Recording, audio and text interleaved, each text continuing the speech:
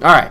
So we're back after a little bit of a break. Something went wrong a little bit in some of our earlier stuff, but hopefully that should be fine. So, as we were saying, let's talk about the new cards that have been announced from the new expansion, which I'm going to let Corey talk about as an expansion just because I think he's excited. What's the new expansion called?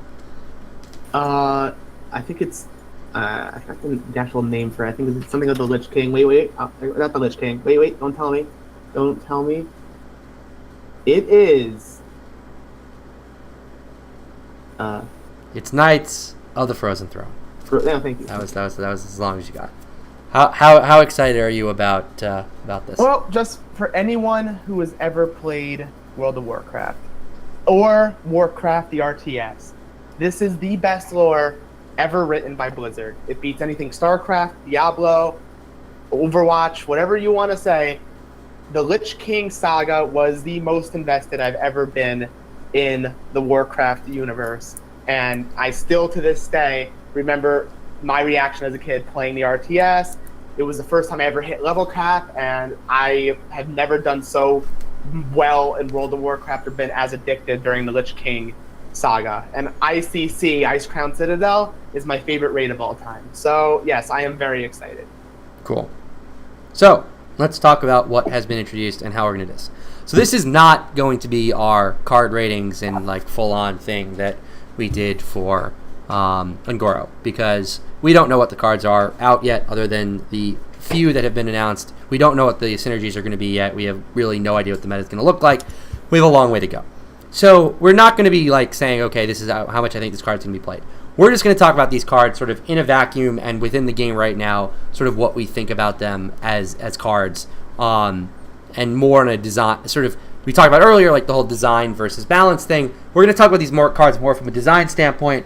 Will they be balanced? It's very hard to say. That being said, the one thing I will say is I do think this is going to be a slightly easier expansion to rate things because we are not also having a mass exodus of, a full year's worth of cards. So the game is going to look kind of similar. It's going to be more of just an addition on top as opposed to like, oh yeah, we all kind of, you don't realize how much losing Azure Drake hurts like all of these types of decks or, weird little things like that. So let's start. First things first, we have a new type of card, and a new keyword. Start with the keyword because I think it's a little bit easier, and that's Lifesteal. We've had cards that look like this before, but Lifesteals are just cards that every time they deal damage, they heal your hero, similar to cards like Drain Life or Wicker Flame Burn Bristle. I don't actually know if they're going to give it to Drain Life because technically the card is restore 2 health to your hero, not restore how much damage it is, but we've seen cards like this with Wicker Flame Burn Bristle in the past. It's an interesting mechanic. Not all that great. Like, I don't think the healing is why Wicker Flame is seeing play. I actually think you could probably take out the healing. It would be pretty much exactly the same card. But it is like a nice little thing. Tidal Surge is another one that deals damage and heals you, which doesn't see all that much play. But like, it is kind of nice and does kind of give, like, in terms of it being against aggro, it is a pretty good thing against aggro. And we can actually look at a card like that. We have the Spirit Lash, which is, in fact, a pretty darn good card against aggro. Yeah, I think it's a really good card. I think in pure Control Priest, it's going to replace Wild Pyromancer. At least generally, I think it will. And I think, really? Again, it's very hard. This card seems really good with Wild Pyromancer. I suppose. I mean, you don't want to overload your 2 drops. In a control a strict Control Priest. I think it's going to be I think it's better than Maelstrom Portal that Shaman has. No, I disagree with that. Dealing 1 damage to your opponent's minions as opposed to dealing 1 damage to all minions is pretty, like... The reason I know Priest doesn't have that many 1 health minions, but, like, still. But I here's the thing, though. You damage your own minions strategically, and you can get more health, especially against aggro. So you can play it around... You can play with this card a lot. And I think it could make massive swings if you have the right board set up. Yeah, I mean, obviously it's a very powerful card. And does, like...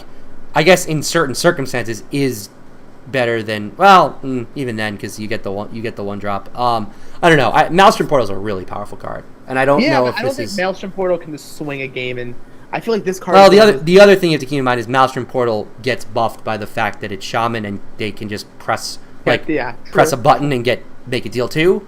And like if you could do that, holy shit, this card would be insane. Like if this card was a Shaman card, this would be like ridiculous. Yeah. I don't know. It's definitely a powerful card. It's definitely like really, really good against aggro. Like to clear an opponent's sort of like board of tokens and like 1 health minions and get a nice little heal. Like if you hit like 4 things, this is like healing 4 to your hero is like that's pretty good.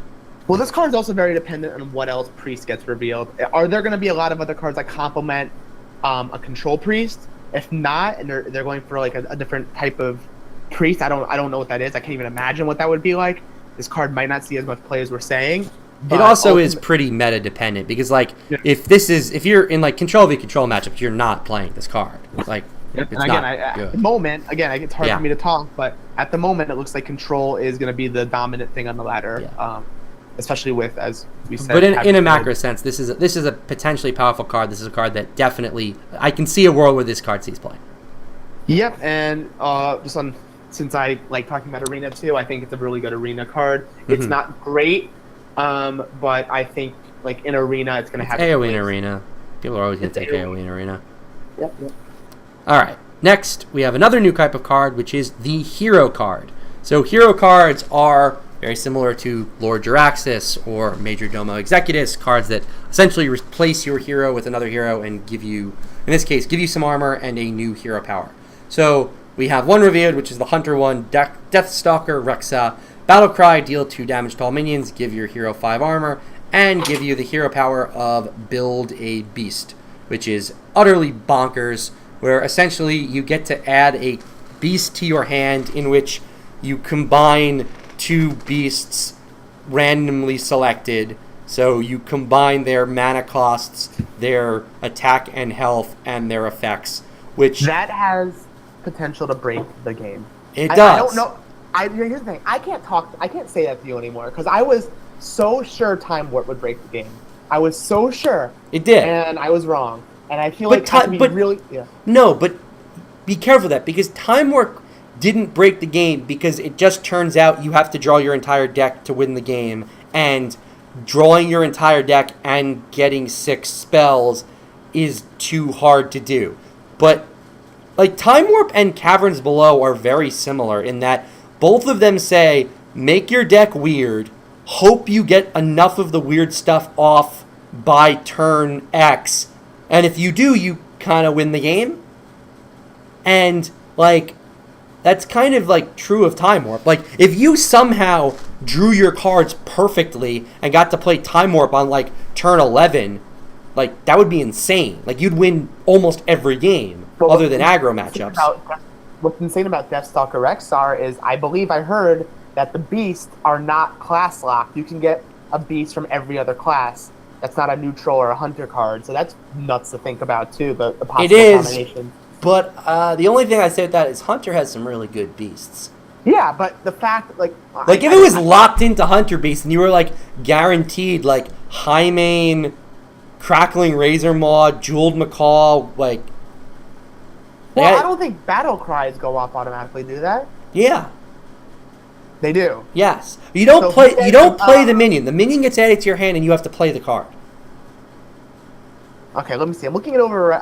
So you're telling me if there's a battle cry, the battle cry normally goes off. Why wouldn't it go off? You're playing the card.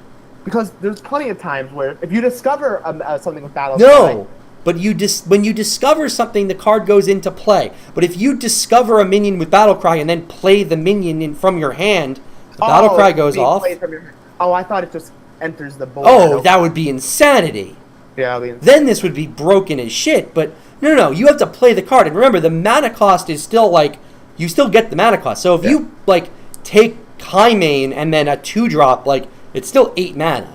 Are you excited for the Volcanosaur Vicious Fledgling combo where you get adapt, then attack your minion and adapt? I can't even think of all like the nuts combinations. What are the charges? You get like a 10 and a 9. Like, what if can you go over mana? I mean, if you go over mana, you can't play the card. That's what I'm saying. But if there's King Crush and like the Beast, and that's right there, 15 mana. My guess is you it's going just to get cost 15 mana. My guess right? is you get a 15 mana card. I don't know if maybe they're gonna put something in there that you can't. Like they're gonna. You don't think they cap it at 10? No, because then that'd be insane. Then he would just have no reason not to always take the biggest things. What if you discover higher curve things and you have no choice? It's almost like playing blackjack. You have like no choice but to go over. My guess is it's either going to be one, they lock it so that once you've once you've discovered a beast of 6 mana, the most they'll offer you is 4. Like that's a possibility. Or there are technically 15 health or 15 mana minions in the game, which become playable after you do certain things, but that's impossible. There are ways to lower the cost of things in your hand, technically. Like, not for Hunter. I mean, go play Wild and play Emperor. Well, here's the bigger thing with this card. What this card this shows, from what I look at, that they are really interested in making Hunter a control deck, which they've been trying forever. Here's my question. And failed every time. Here's the Mark Haber prediction. Here's the Ant Woo. And you really can't Ant Woo it because we don't know, but here's your prediction. Is this going to be the card that sets it over? No. You don't think so? No, I don't. Because a couple of reasons. Number one, I think that I compare, like, right off the bat, making Hunter a control deck is really, really hard to do. And having one card, and I believe these are legendary, right? Yes, these are legendary. So you can only have one of these in your deck. So, right off the bat, saying that this is the card, like, has a legendary ever, other than Reno, like, have they ever been the card that pushes something into existence? Like, I feel like that just doesn't happen. Like, you can't build your deck around, I am going to make a control Hunter deck. What if you don't draw this until, like, God knows when? Like, I feel like that right off the bat is problematic. And two... Well, in a control deck, your draw doesn't really... Because you're hopefully making it through most of your deck anyway. Because you're playing a control deck, so you're controlling the board and you're slowing the game down. You're right, but, like, the thing about this is you want this online as quickly as possible, because the more times you hero power, the more cards you get into your hand, the better it is. But the only thing is, yes, Build-A-Beast is really good, and this is kind of like, feels a lot like Kazakis to me, which obviously Kazakis turned out to be, like, incredible. I need to play with this a few times to, like, get a feel for what the average quality minion is, because the one difference between this and Kazakis is you're not actually getting anything, like, above mana. Like, you're going to have to play the minion at the mana cost that is theoretically, like, what the mana cost is supposed to be. And that creates weird situations because you're combining manas, they're going to trend higher, and then it's going to be like, well, can you hero power and play the minion in the same turn? I guess the question I have to ask is this better than Jiraxis? No, because you're doing 2 mana, place a 6/6 on the board each turn. This one is pay 2 mana, make a pretty above curve card, and then you could maybe play it. I mean, sure, you could definitely play it that turn, but that's all your mana. But if you're telling me this is worse than Jiraxis, then I think this card's in a lot of trouble. It is, because you have, theoretically, you gain 5 armor. So if you're down to 2 health and you play this, you have 7 health, and you're not brought up to 15. At least Jiraxis guarantees you. Yeah. But you can play this earlier than Jiraxis. But then I fear playing this earlier, like, you're just going to completely give up your turn 6. It's good, because if you're facing aggro and you're on the ropes, you're gaining the armor and you're theoretically hurting their board in a good way. Yeah, but if you're playing against aggro, you're gonna spend 6 mana to give yourself 6 armor. Use a board clear too. I'm not saying you're 100% going to clear the board. But if you're playing against aggro, we're talking about turn 6. If you've made it till turn 10 against aggro, you're like, that's irrelevant. No, I'm talking about turn 6. And on turn 6 against aggro, of course you play this on curve. You would? Yeah. You're spending 6 mana. Oh, it's deal 2. I forgot about the deal 2 damage. Never deal mind. 2 damage. I forgot about that. You're right. Never mind. All right. Sorry. I completely forgot about the deal 2 damage to all enemy minions. That does change a little bit. So maybe you can't play this on turn 6. But I don't know. All I'm saying is, if this card is worse than Jiraxis, then that's not a good sign, because Jiraxis, I mean, is like kind of in a tough spot without Emperor, and kind of, I don't know. We'll see. I've been very skeptical of these cards they've made forever of like, let's turn Hunter into control class, and like, let's make Gladiator's Longbow, and let's make Explosive Shot, and like, they consistently fail.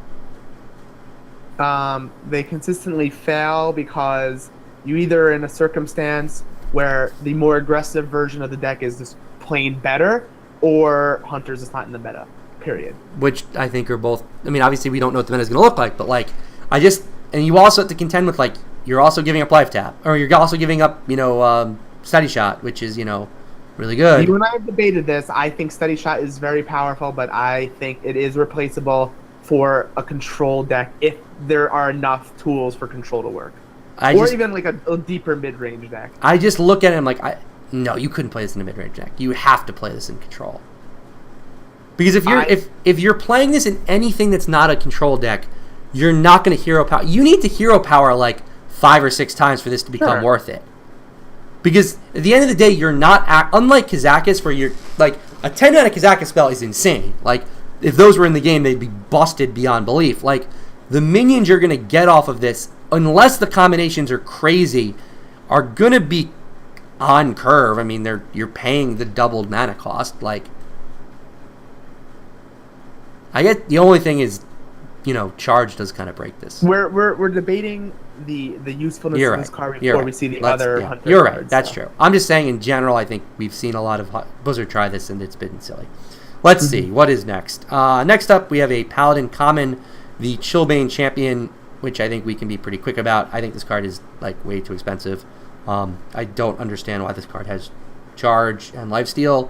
To me, this is a classic, let's put too many things on a minion and then realize, oh, it's a 4-mana 3/2.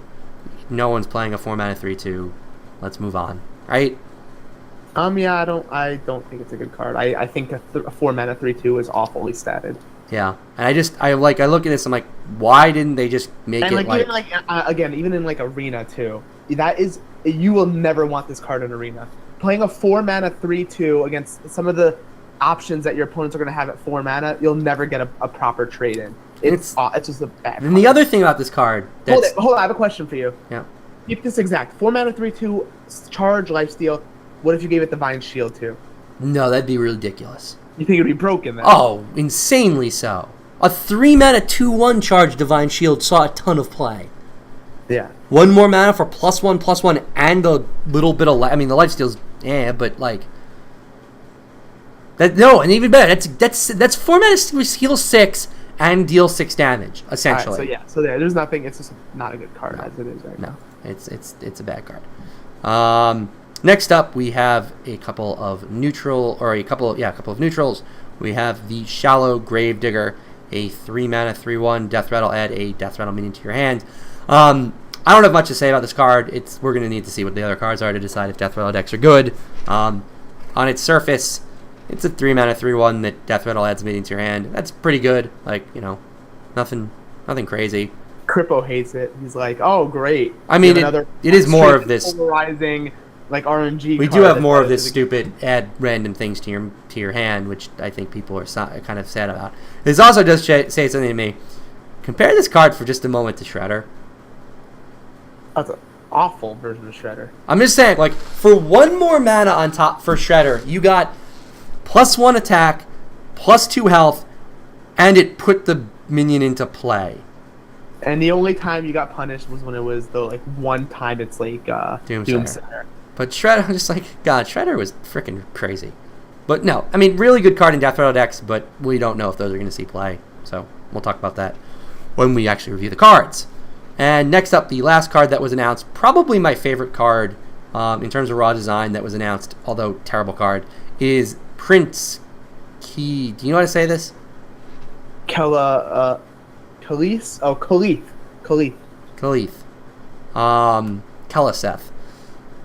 2-mana 2/2 Battlecry. If your deck has no 2-cost cards, give all minions in your deck +1/+1. I love the design on things like this that are like make your deck radically different from the way most decks are in Hearthstone. However, you're not ever going to build a deck with no two drops. There is literally one deck I foresee this being good in right now, and that's Zulak. You're going to run no 2-drops in Zulak. Hold on 1 second. I am very glad. I'm going to pull up. I got my Zulak still existing in Hearthstone. That was a very good deck. And I can tell you how many 2-drops I've run in that deck. And unless they add a radically big number of 2-drops that work in Zulak, this expansion for Warlock, I can't see that changing. You're cutting Knife Juggler. Wait, I didn't say you're cutting Night Juggler, but hold on. Let's look at how many you run right now. All right, here we go. Alrighty, 2-drops that I run in mine: Clutch Mother, which easily can be removed; Darkshire Librarian; Direwolf Alpha. Oh, this is a discard zoo deck that you're talking about. So I guess I don't have my pure Zulak. I mean, there really isn't a pure Zulak right now because it's a terrible deck. But in general, you're really telling me that Zulak is giving up Knife Juggler.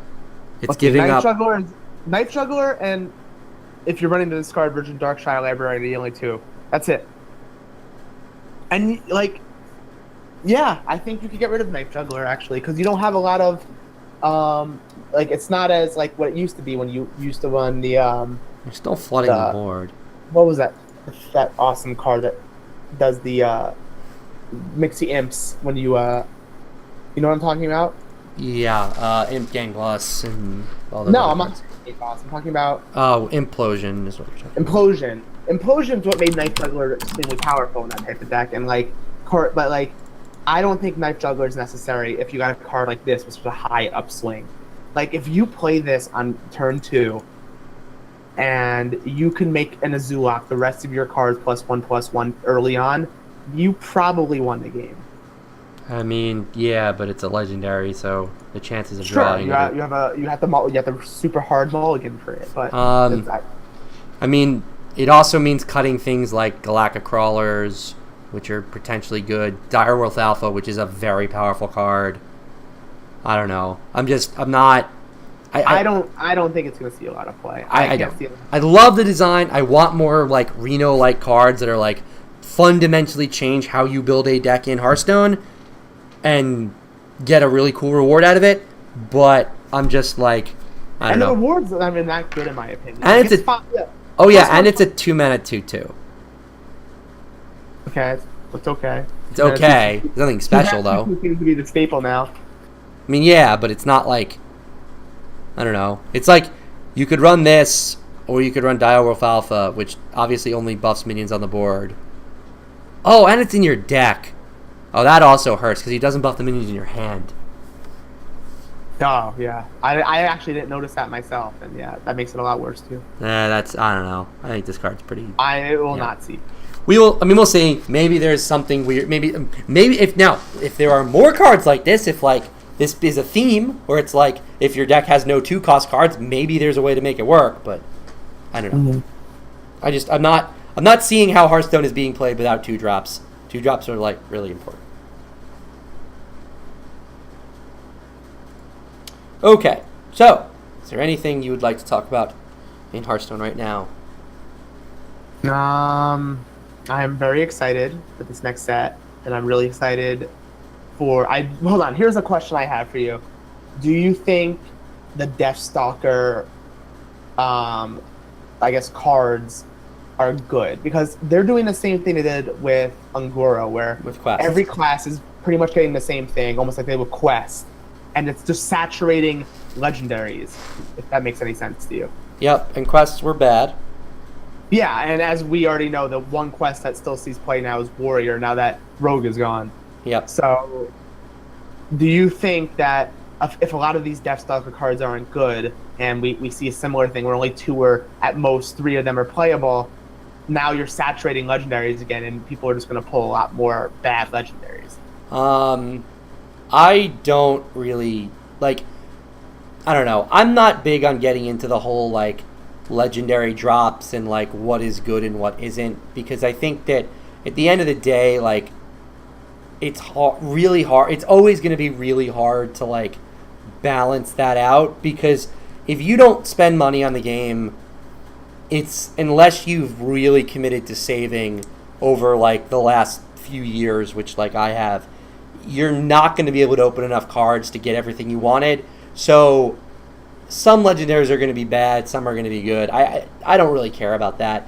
What I think is more interesting is the macro question of something we've seen from Blizzard since they create. I mean, I think Whispers was the beginnings of this, but really starting in Mean Streets of Kazakhstan, where they've decided we are going to like brute force archetypes, and we're going to kind of force you to play, like force classes to be very different. Because Mean Streets started this with the tri-class system, where it was like, and especially if you were to like consider Patches the tri-class card as opposed to Don Honcho, because none of those cards saw any play. Like, Mean Streets of Kazakhstan meta was very simple of like, it was Reno, it was Pirates, and it was Jade. Like, that was kind of just the game, and you kind of made it so it's like, yes, Mages didn't really run any of the same cards that Shamans did, because like those were different. If you look at the cards they took out from at the start of this year, they took out Ragnaros, Sylvanas, and Azure Drake, all three which have something very simple in common. They all can basically go in any deck and just kind of do their job. They don't require support. They can kind of just do their thing. And then you start with Ungoro, and you create these quests, which, yes, it turns out that most of them are terrible and most of them don't see any play. But like, imagine a world for just a moment where all of the quests were really good. Then quests would be the only deck in the game, and then each class would basically just play their quest cards, and that would kind of be it. Like, that would be basically the only. Like, it would end up being like all the classes would be very distinct because they'd be forced to play these really different things. The question that I'm curious about with these hero cards is, are they going to be super distinct when it comes to like how much you build your deck around them? Because this Hunter one, if it wasn't in Hunter, would be kind of interesting because it would be pretty like general, like you can kind of build a deck in many different ways. But because Hunter is not a control class, and you'd have to radically change your Hunter deck in order to make this work, it does kind of seem like it's pushing in that direction. So the question I'm going to ask is, like, are these cards going to be really specific in terms of their outcomes, or are they going to be a lot more like, well, you can kind of just throw this in a deck, and it doesn't really matter what your deck looks like. And if you can just throw this in a deck, then that's a pretty big shift from what Blizzard was doing. If instead it's like you build your deck around this hero card, well then, congratulations, it's the more of the same thing, and it's pushing more and more towards, I think, a game where they want each class to be extremely different, to the point where I don't think they even want neutral cards to like see all that much play, unless the neutral card is pretty much specific to a class. Like, you see Rockpool Hunter in as basically a Paladin card, or things like that. Well, yeah, but Paladin's the only class that really plays Murlocs. But that's my point. Like, for the most part, like right now, the Murloc cards are kind of just either they're Paladin cards or they're just not in the game, except for the Finja ones. But like, what I mean by that is I feel like Blizzard is pushing more and more towards this, where they don't want a general good stuffs card. And I don't think they want like the general good stuffs decks. Like, to some degree, I don't think they want like really kind of your simple mid-range decks where you like play Strangle Thorn Tiger on 5. Like, I don't think they want that to be a thing anymore, because they decided like the best 5-drop in the game that you could put in basically every deck was like, nope, Azure Drake's gone. Was Azure Drake broken? No one was ever complaining about it, but it was just like, you kind of just put it in every deck, and it did its job. And I don't think they want cards like that in the game anymore. Yep, and I also did like when, like, even like with Quest, if you're right, if they could put it in, it could completely alter the way your deck is and built. And then like when I queue in and I see, say, a Hunter, I could say to myself, is it the version that plays Deathstalker or the version that doesn't? That's good for the game. Because I liked going into, like, say, a Warrior matchup and always questioning, is it Taunt Warrior? Do I have to mulligan hard for Taunt, or is it Pirate Warrior? And it makes you like mulligan differently, and it does, I like that when there's alterations to each class where you can play if you're playing this class, there's different options of what you can do with it. I agree with that, but I do think that you also have to be careful because I think one of the biggest things that's helped Pirate and Taunt Warrior respectively is the fact that you can't mulligan specifically for them. And I would be curious to see what a meta would look like if, like, let's just remove all Pirates from the game for 5 seconds and, like, how much of a hit does Taunt Warrior take because people can mulligan properly against it? Granted, that's not a thing in tournaments because tournament deck lists are set. You can't mulligan against Taunt Warrior that well, no matter like what hand are you looking for against a Taunt Warrior if you're like even like a control. Like as a priest, if I know for a fact I'm playing Taunt Warrior, like sure I'm going for my heavier cards and the ones that I know that'll be better on later on, but like it's a lot easier to mulligan against Pirate. But a good example of you're not keeping Volcanic Potion in your starting hand. Sure. Like there are cards that you kind of have to keep against Warrior because of the threat of Pirates, and you don't need to take them if you're. You just don't need to take them if you're if